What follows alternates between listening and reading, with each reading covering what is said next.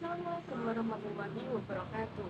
Halo teman-teman, saya Rismina Febriana dengan nomor 3205023. Jadi di sini saya akan menjelaskan mengenai nested if, count if, dan juga diagram batang.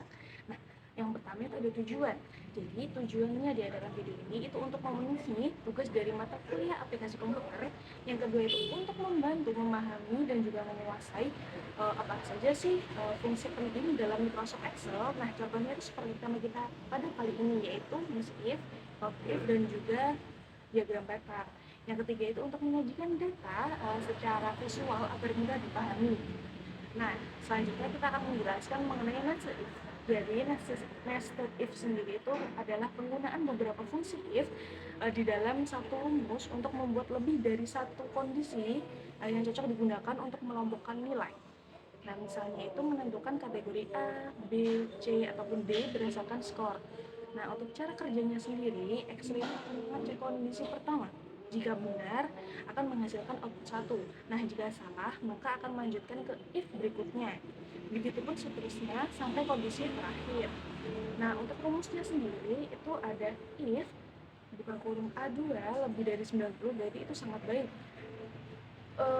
Koma, if buka kurung lagi A2 lebih dari 80, koma dalam petik baik, koma if buka kurung lagi A2 lebih dari 80, 70, koma dalam petik cukup, dan koma dalam petik kurang, habis itu tutup kurung 3 kali. Nah, itu contoh rumus dari nested if.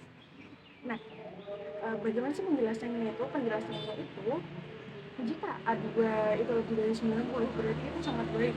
Dan kalau jika tidak cocok, apakah A2 itu lebih dari 80 itu baik.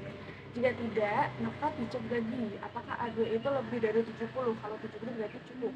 Nah, kalau dari ketiganya tidak ada yang cocok, maka itu kurang.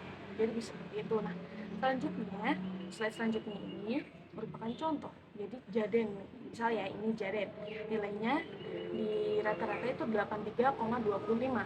Nah, maka kategori baik, jadi Jaden ini memiliki kategori baik karena A2 itu di atas 80 nilainya. Jadi seperti itu. Nah, untuk slide selanjutnya, di sini saya akan menjelaskan mengenai COUNTIF. COUNTIF sendiri itu merupakan fungsi untuk menghitung jumlah sel dalam satu range untuk memenuhi satu konten tertentu. Nah, cara kerjanya itu menentukan range yang ingin dihitung.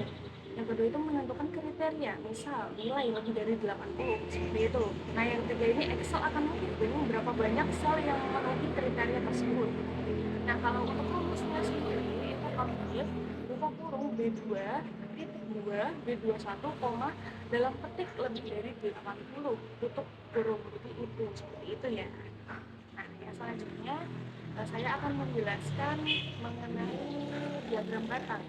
Nah, diagram batang sendiri ini merupakan grafik menggunakan batang vertikal ataupun horizontal untuk menampilkan perbandingan data. Sering dipakai untuk membandingkan nilai antar siswa, membandingkan rata-rata nilai setiap mata pelajaran, terus membandingkan jumlah siswa per kategorinya. Jadi seperti itu. Nah, untuk cara kerjanya sendiri itu siapkan data dalam bentuk tabel ya. Misal ini nilai rata-rata lah ya. Nah, habis itu blok data tersebut, habis itu klik insert.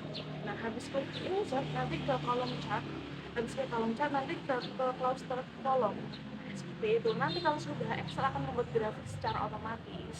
Nah, selanjutnya ini adalah contoh diagram batang. Jadi seperti itu. Sekian, terima kasih yang dapat sampaikan. Wassalamualaikum warahmatullahi wabarakatuh.